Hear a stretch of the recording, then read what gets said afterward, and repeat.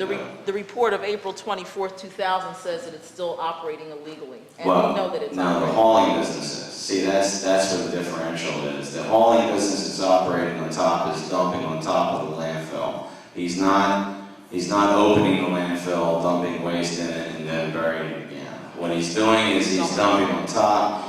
That's the issues that we're trying to address through the department. That I can take an action on, and we have been pursuing that. Okay, but as far as the landfill is concerned, it is a done issue in the state. Are you saying that the landfill, if he's creating new landfill, then that is a separate issue from the landfill that was closed in 73? That's correct.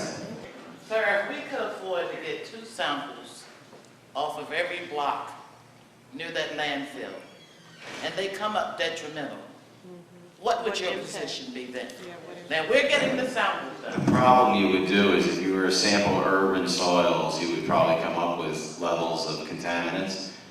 How would you make the connection that they came from there? Because right under our house, not to beat you up, but we were walking over to the landfill where you can see the tires and the drums coming out the ground. This stuff is visible now. The cover is almost off of it. Sir, you're good at what you do. But we want you to know this ain't no Jim Jones camp and we ain't drinking no Kool-Aid.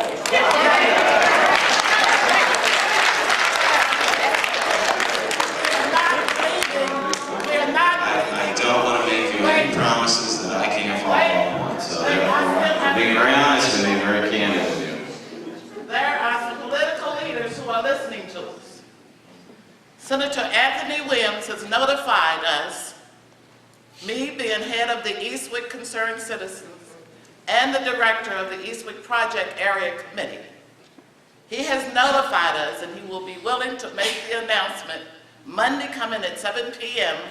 at the Eastwick Regional Park over there at the dump, that he's given this community $10,000 to do soil sampling in our yards.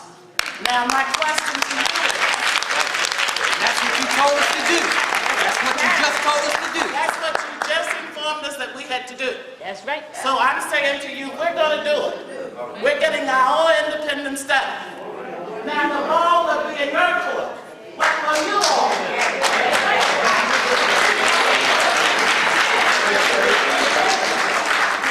If you do soil sampling, you're more than welcome to send the results in and we'll take a look at them. And depending on what they are, we'll see what comes out of it. But I'm not going to promise you that anything further will be done. I can't. There's some people here that have cancer and don't know it. It could be of the prostate, could be of the breast, could be any of the 4 organs that are influenced by hormones, okay, hormone-sensitive organs. We don't know who that is.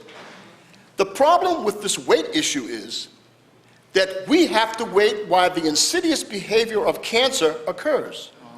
That is the problem, and that is where the urgency comes in. The character and the nature of this whole situation is very, very tenuous and very, very dangerous. And as a doctor, as I have met many people in this audience, and they come up to me and mention that they had cancer of the breast, or a lump in their breast, or a lump in their uterus, and I say, well, you have to go to your doctor to have it checked out. Now, I looked at that profile, and I said to myself, this situation is pretty dangerous. I looked at 1984's report, I looked at the current report done April 24th, and I'm saying to myself, given that ATSDR has a list of the top 20 most dangerous chemicals, compounds that they consider. And this site, Clearview, has 75% of them. And the top 2 most dangerous are benzene and PCBs, which are known carcinogens. More specifically, PCB is specific for causing cancer of the breast in women, specific for that. It's also specific for children having reproductive organ problems. And I'm saying to your group, DPA, APE, XYZ, wherever the organization might be, that we're representing health for the environment, is that the character and the nature of the situation is urgent. Because if my mother dies, if my child cannot have children, if the lady next door gets breast cancer, and we are not sure what's going on, then we're considering it an emergency. Because what happens is that we cannot go down our streets and individually knock on each door and ask each member, what do you have disease? What disease do you have? We don't have the option to do that. So what we're saying is that we're looking at this site. We know that the probable point of entry is in Cobb's Creek, right behind our house. We know that the flood came and washed over the field and washed into our homes. We know that. Many of us saw the green and the blue floating on top of the water. We know that the specific gravity of that chemical was light enough so that it could be on top of the water. We need aggressive action. My statement is, as a physician, looking at it based upon the research that I've done thus far, as a reasonable scientist, I say that you need to move these people out, and if you'd like to take your time, go right ahead. But these people need to go because they're dying from cancer. Anything less than that is a slap in the face. It's a slap in the face, and it's an indictment against our intelligence to think that it's okay, we are going to wait another 2 years. In 2 years, a child could lose his ability to have children. In 2 years, a mother in here could have lumps in the breast that could turn into cancer. In 2 years, a man in here could have prostate cancer. It is a clear, specific reality scientifically. Now, the slap in the face is a precursor to something else. Should this community arm together without City Hall? Should we go to Washington, D.C.? It's been done before. Brio, B-I-R-O, in Texas. They moved them out. Yes, they did. They moved them out, and I want to make a point. They moved them out on Brio, and their score was less than ours. Their site score was less than ours. Our score was a 50, and they only had one specific thing to determine that. They didn't do borehole analysis. They didn't check the particles in the air. They didn't check the methane binding with the chemicals. They only did one thing. What was that? One test. They did surface soil samples and runoff. That's it. And one score alone got us a double. The entry level for the National Priority List, or NPO list, for this Clearview site, in order to be put on that list, you have to have a 28.5. We had a double than that. We had a 50. Think! We are in a dangerous situation. It's like an atomic bomb. Please. That's my response to you.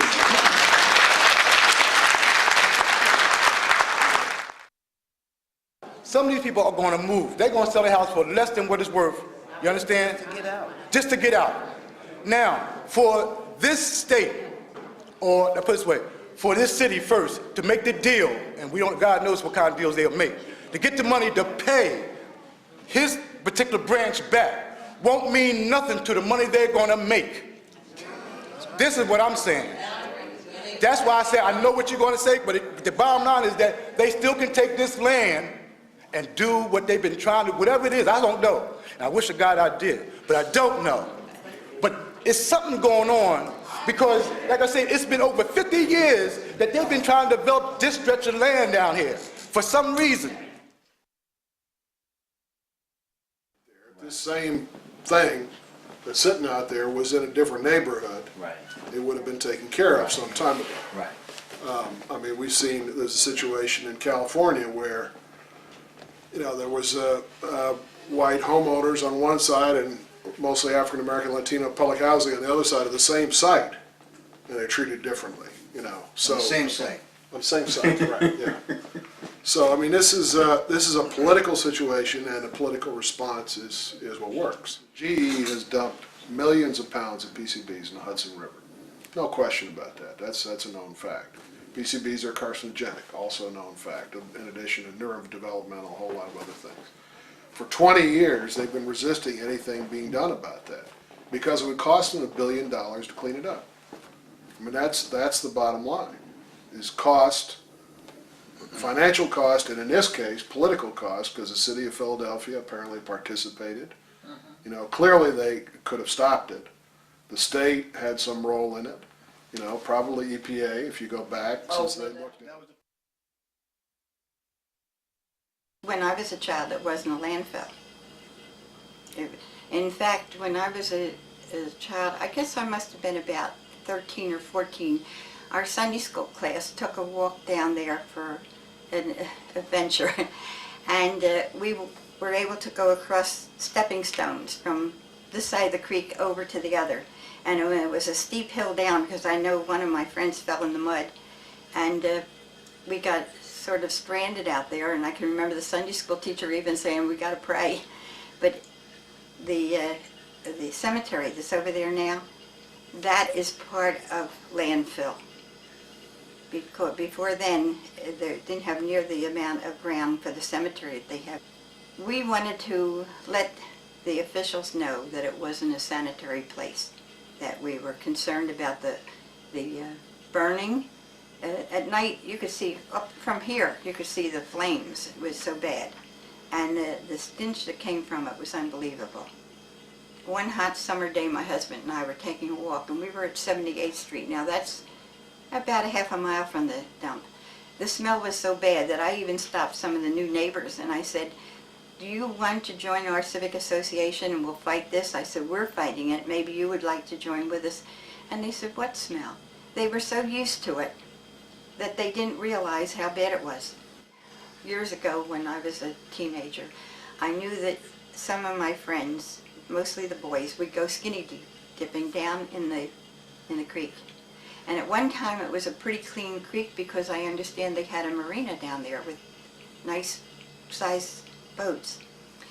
But anyway, going back to when they went down there swimming, I have been told now, the one that's being buried tonight or tomorrow, he had been swimming there years ago. His brothers have been swimming there. Paul just died of cancer. His brother was fortunate enough to get over the cancer. Each one of those boys have children. Granny has a son with cancer. The other brother had a son that died of cancer. And then the brother that just died not too long ago, his daughter is now suffering from cancer. Now whether it can be passed along or whether it's in the air or whether it's something in the genes, I don't know. But it seems as though every time I talk to someone that was from this neighborhood, there's somebody in their immediate family that had cancer. Jean Deal from over in Fulcroft, and she has been very active in the environment and the wildlife preserve, asked me to go along with two friends and her to Harrisburg. And I told you before, when we got there, we're walking down the hall and there's a plaque on the door, and it was donated by Mrs. Heller. And that's when we realized, hey, there's more of an involvement with politics than we realized. And then I was told also that he gives a sizable donation over to Sharon Hill, the back road we call it, to, I guess it's Darby Township, and that he contributes quite a bit to help the township. So he's a benevolent man.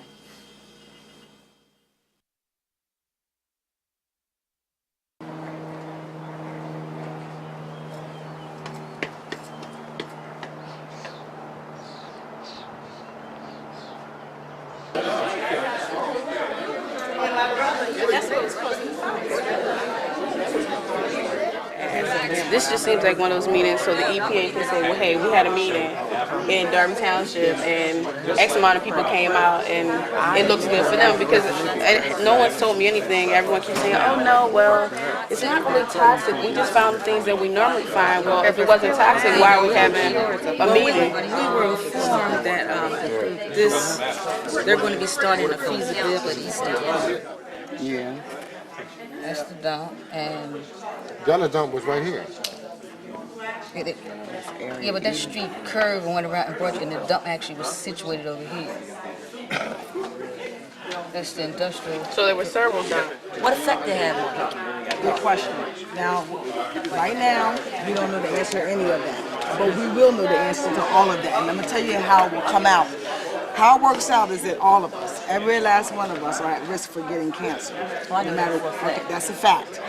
However, we don't want your risk to be more because you live at us. Right, that's right. That's the thing about it. And if so, how far and where and what kinds of samples? I mean, if you take a soil sample, say here, and you find some chemicals that are risk, you go on. Right. Okay. You want to find out. Now, there are what's going pipes on. and things that are coming through here. Right. Yes. Right? So how will that be assessed? The impact that these pipes? Well, see, this is the thing. It's almost like little investigations involved because you have different sources, and then you have air, and you have water, and so on, and then the pipes, and so each one is a different thing. So for the piping and the crack pipes and whatever, you got to look at that. There's all different ways of figuring that out, and we'll be able to have some assessment that says how far the impact would be from these particular sources. Yeah, Okay. and that's tricky too, because you have all the leaking, you have the stuff all over the city with the leaking pipes, but that's a concern, right? That's one of the things they can look at. Call us in if they need us, okay? But you have to, all of this stuff you have to deal with the wildlife people. So this is wildlife reserve? Yeah, it's federal property. Okay, I know this. We are dealing with this. All right, now what about that dump site that's on top of that hill up there? Right here. Yeah, where the kids' playground is at. What's the plan on getting done with that? That's going to be investigated. And I can't tell you what will be done because we don't know what's there yet. I mean, I've been up on that hill. I know you're saying it's going to be Yeah, investigated. but the thing Do you have is, any idea when? I mean, investigate it. Yeah, Tomorrow, next week, 10 years, 20 years? the investigation is going Tell me with that. What's the plan? okay, If I go out and rob somebody and stab, I bet you y'all investigate me tomorrow to go figure out who did it or who robbed me. But y'all gonna stand there, have a landfill. now, in terms of environmental justice, and why do you have basically black folks, Native Americans, Hispanics at this point in time? These are the, and out west you have the Pacific Ring people, the Asians. Okay. I'm talking about the less affluent Asians. I'm not talking about Japanese. Okay, I'm talking about the Laotians that they're bringing here as a result of the Vietnam War. These people, along with us, and other folks of color, are more heavily impacted by dangerous industries as well as waste sites. No, It's a fact. there's no disagreement. It's just that he's working on that project and I'm working. And it's just because the property around these places, nobody wants to live there. And who they're going to sell the property to? They sell it to us. They can't sell it to anybody else. Because, you know, up until very recently, we had a very difficult time buying homes in nice, safe areas. Confined to areas. And that's where things are done. When you consider the length of time that I know of record as far as I'm aware, from 1984 to now, it's 16 years. And they have every right to be as frustrated as they are. Okay. I would be equally concerned if I were ever in the predicament or a similar one that they're in right now. I would hope that my community would have the resources to do what they're doing. However, I would also have to remember that you have to maintain an open mind as to how government functions and realize that the past history here is not a good one. I don't know the answers to what happened in the past and why nothing was done in 1984. Perhaps scientists can tell you why, whatever. What I'm focusing on now is what can be done to keep people safe and secure on their property so they can enjoy their property and keep the children in the community safe. That's what I would concentrate on now. But I would also understand that my initial response, because I'm not an environmental scientist, may not be the correct one at this point. There may be no real fast answers to this, but I would make sure that I would be protected, my community would be protected from immediate threats. And that's all that EPA can do at this point, is basically protect people from immediate threats. The long-range threats, we haven't determined what they are because we haven't even begun to look at this site. We've only taken enough samples to get this site put on the national priorities list so that we can take a closer look at it. Said, you know, we're going to Pennsylvania to see another Love Canal. Well, he wasn't born during Love Canal. And I said, yep, and it's exactly the same story. And so I want to share with you a little bit about our story, and then in doing so, I think you all are going to be able to identify what's happening here being very parallel. These issues really are an issue of justice. This is truly an issue of justice. I am from a white middle class, or I always thought I was middle class anyhow, until we did some calculations and found out that making $10,000 a year is not middle class. But I felt I was middle class. And being a middle class white person, we can get a lot done. We had the advantage of that. In middle class white communities across the country where they're facing these problems, their communities are cleaned up in half the time. Relocations have occurred with half the effort. At Love Canal, I was a homemaker. I was a full-time mom. We bought our home in 1974 in a community in Niagara Falls. It was a suburb of the downtown city of Niagara Falls, similar to what you all are here in Darby. After living at Love Canal in Niagara Falls, it was actually, the area was called the LaSalle district of Niagara Falls. After living there, I became pregnant and had my second child, Melissa, and she seemed to be perfectly healthy. But within 4 years of living in this house that did not smell, at least I couldn't tell it smelled, my children developed, Michael developed asthma, epilepsy. He developed epilepsy with grand mal seizures that were increasing. He developed a urinary tract disorder, which required 2 operations to correct. He developed a liver problem and an immune system problem, very similar to HIV, where he had no immune system. In fact, they discharged him from the hospital because they felt that he was safer at home where there was not as many viruses and infectious disease. My daughter, Melissa, who was born at Love Canal, seemed to be perfectly normal. And then after a while, she too got sick. On Friday, she had bruises about her body. On Saturday, the bruises were larger. And by Sunday, she had bruises on her body the size of a coffee cup. I mean, the saucer under a coffee cup. And on Monday, I took her to the pediatrician, and I said, "What's wrong with my daughter? She's not vomiting. She doesn't have a fever. She's behaving okay, except for her entire body is full of bruises. She looks like a child abuse case." And the doctor said, "Well, we don't know, Mrs. Gibbs, but we'll take some blood sample, and we're going to send you home, and then later we'll call you up with the results." So they took Melissa's blood, and we went home. And later that afternoon, doctor called and said, "Mrs. Gibbs, we believe that your daughter has leukemia." I tell you this story as a case in point. I found out about Love Canal in 1978, and you all found out about Darby Creek around the floods. But in 1976, 2 years before my daughter got sick, 2 years before my son was as sick, there was a report done. And the report was done for the city of Niagara Falls, the county of Niagara, the state of New York, and the Federal Environmental Protection Agency. And in this report, 2 years prior, it said that homes in and around the Love Canal dump, which was a rectangular dump that contained 20,000 tons of chemicals, the homes that immediately surround that dump, the families in those homes were an imminent health risk. That there was a significant health risk to the families who were living in those homes.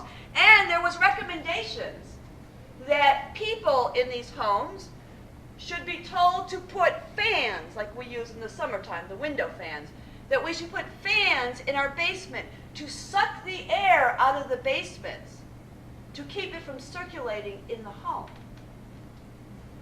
2 years before my children got sick. But that wasn't what made me mad when I read the report. Well, it made me a little mad. But what really made me mad is the next step. And this next step is exactly what they're doing to all of you here. The next step of the report talked about a cost-benefit analysis. So why did they put it in the drawer in 1976 and not share it with anybody? because they did a cost-benefit analysis. And what that means is they went out and they looked at Love Canal and they tried to figure out how much would it cost in 1976 to clean up Love Canal.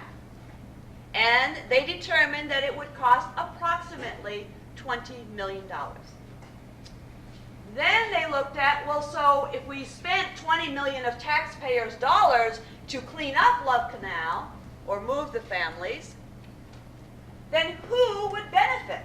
I was worth nothing.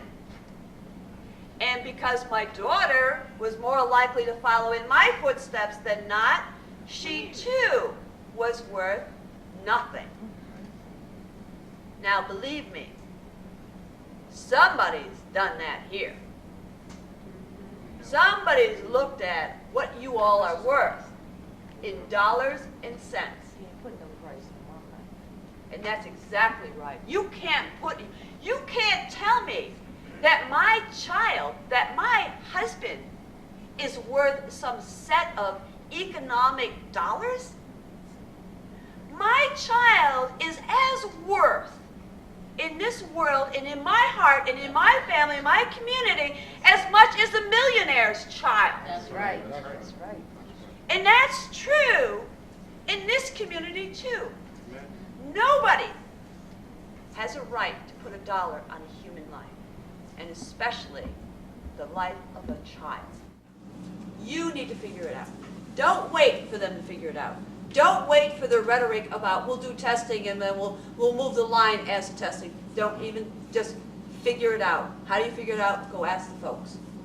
Your property is contaminated, would you want to be bought out? Or if you're a rental family, if this property is contaminated, would you like another rental property that is equivalent to what you have in both relations to neighborhood as well as bedrooms and sitting rooms? Don't wait for them, because they will define it differently. It's an election year. You only have till November to really utilize a lot of the stuff that's going on. So you should also keep that in mind too. Make it an environmental justice issue. It's what it is. We have to start naming what it is. We got to put it out there so the public understands what environmental justice means. And so use that as much as you can. It ain't even about us. It ain't even about us. This is why we out here. This is why we're here. It ain't about us. We've been blessed to be here, but it's about them. It's about the children. And that's what we're here for. It's about the children. All right? So we know that the governor is elected for 8 years, the mayor is elected for 4 years, the president is elected for 4 years, but these people are with us for life. And we're here. This is what we're really upset about. Yes. That little raggedy house we got around there is all right, but we're really upset about. If you live anywhere in this neighborhood, you can be affected with the particles. I liken this to perpetrators who sell drugs and kill people in that way. It's the same thing. How do you say no, or how do you do not fund an issue where you have people that are there out there testifying and they're dying and their family and their children are dying? At night, you could see, up from here, you could see the flames. It was so bad. And the stench that came from it was unbelievable. Eastwick today is sick. We are dying. We are the walking dead.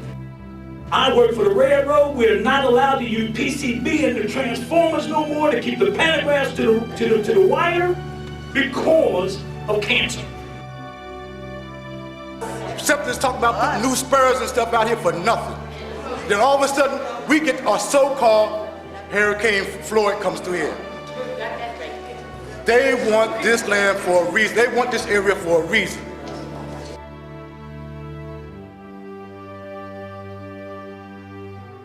That if we do not organize and struggle and make ourselves vocal and known at every time they turn around them to see us and they're like, can't we get rid of them? I'm sick of them. May, June, July, August, we should be doing something every month until they get sick of seeing us and buy us off just to shut us the hell